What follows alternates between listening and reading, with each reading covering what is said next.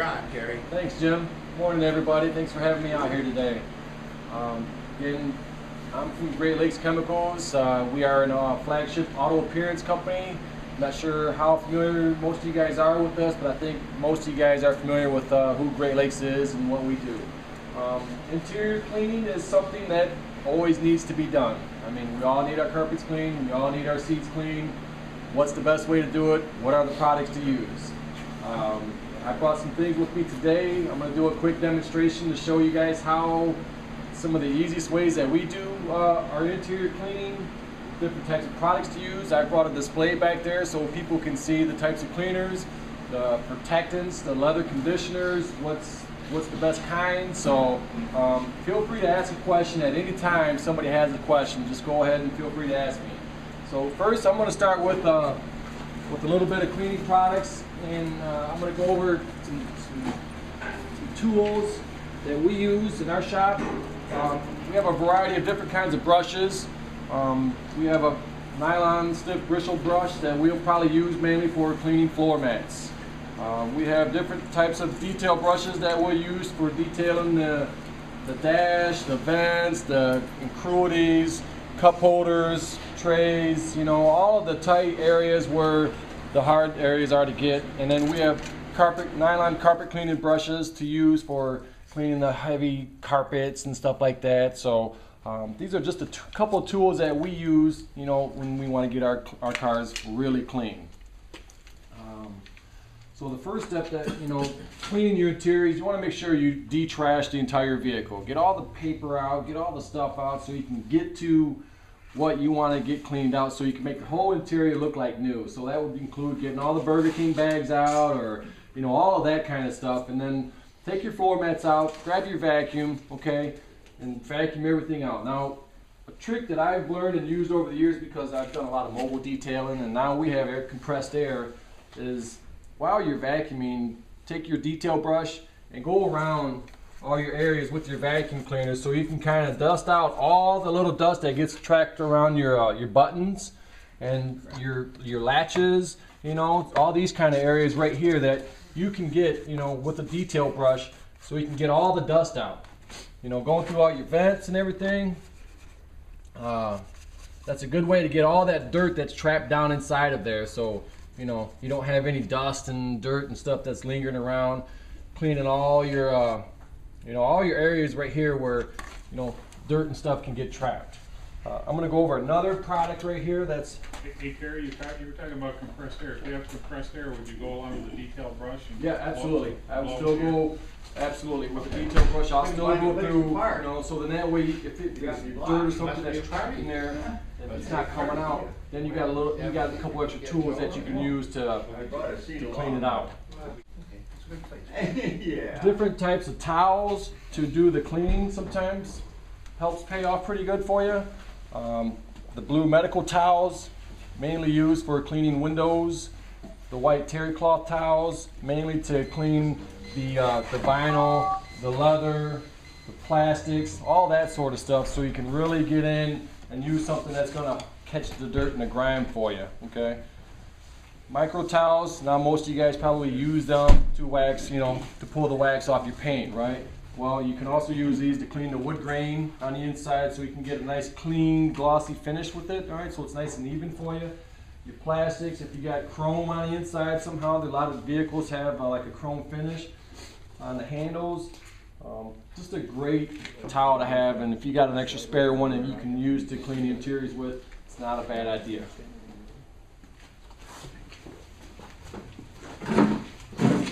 Oh, I think I forgot my horsehair brush, but sometimes when you got to get the really stubborn spots and stains out, I wouldn't go anything more aggressive than this. This is like a little green scrub pad for everybody to see, and I'll show you how to use that real quick. Okay, it's just the green scrubby pad. It's not very aggressive. Clean gently with it, but it does get down the embedded dirt that's embedded into the seats or onto the plastics or something like that.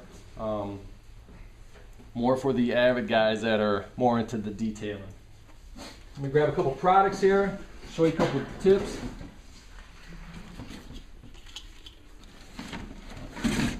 Terry, would you use anything on the wood grain, other than something like a damp cloth?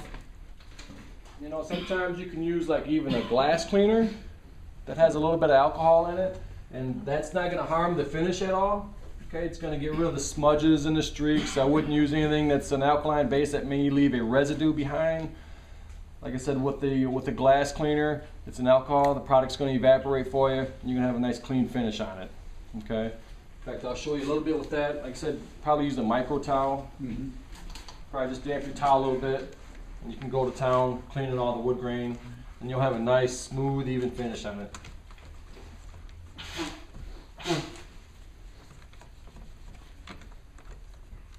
Well, it's a good stuff to remove dog slobber. Snoop.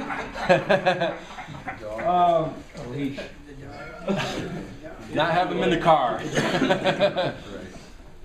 You know, I find if you can wipe it off with water or anything else and use some cleaners, but there's always some. we have a special cleaner.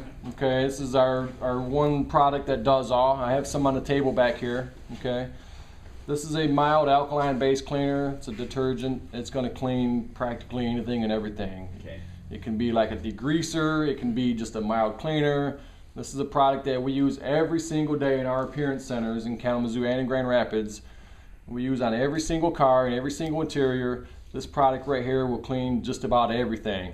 If you got some tar or something that's stuck on the floors or something, then maybe you might want to get something that's got a little more kick to it. Okay, maybe a red hot or some sort of tree or sap and tar remover or something like that.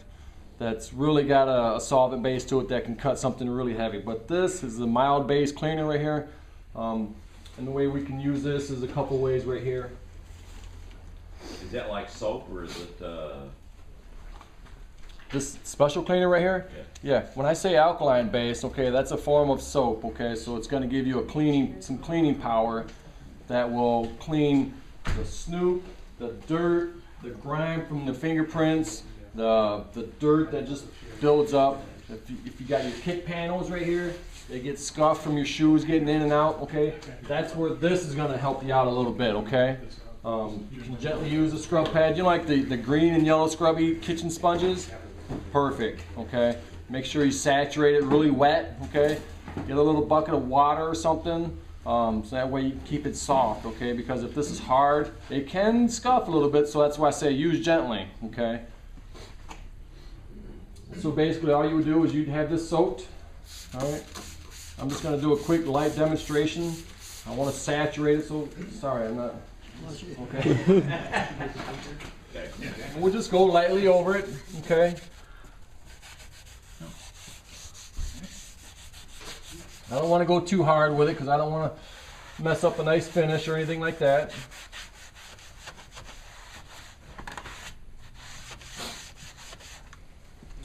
And that will do a great cleaning job for you. Now for Is there something you should put on it after you use Rinse that? it off or anything? Yeah. I'm going to get to that. That's a great question. I'm going to get to that. That's where we have like some may call it Armor All, okay? We have a leather and vinyl protectant, okay?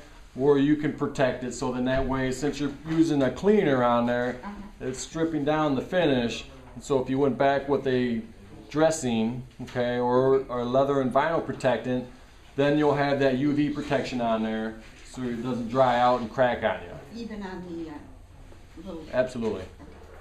Absolutely. Everything from your kick panels to, I talked about conditioning the seats, to, you know, protecting the vinyl on the sides here. This area is obviously, we know, is a very gentle, fragile area right there. We don't want to put a lot up there because reflection, it may damage, so we want to be careful with putting products on the dash. Does that streak up any of the transparent plastics? The Armor All, I stopped using that years ago because you get it on the, you know, some of the transparent plastic. You know, it leaves that milky. Yeah, you want to be careful and make sure you got it on even, okay? And then depending on the product, you know, you want to make sure what you're using is designed for what you're doing. Because if you got something that's not properly designed for what you're doing, you may have issues, and that's where if you use a dressing, even on the wood grain finish, it's going to be streaky and look uneven, and you know, it won't be Right. so clean for you. Right. All right, and that's where I would say probably like a window cleaner, lightly sprayed on the towel with a micro, you know, have that perfect finish. Cleaning the carpets is always a trick. What do we use? I use my special cleaner. This is my product, my bread and butter product right here. Like I said, I have some on the table back here for sale. And a good tip to cleaning the carpets. This is where this brush comes into handy, this nylon bristled brush right here, okay? What I like to do is I'll wrap it around a towel, okay? This is a trick of the trade right here. It's called a dry cleaning technique. You're gonna wrap your terry towel around your brush, okay? You're gonna apply a little bit of product to the area.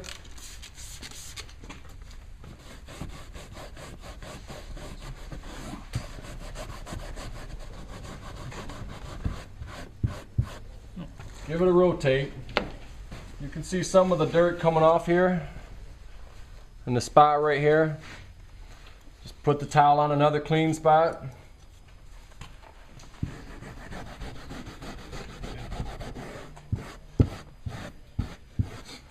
And just keep scrubbing until it's clean. I mean, yeah, it takes a little bit of work, but you know, if you want something that's going to clean a little bit better, more than special cleaning, it just costs a little bit more. As I have a ammonia-based power foam back there, works great.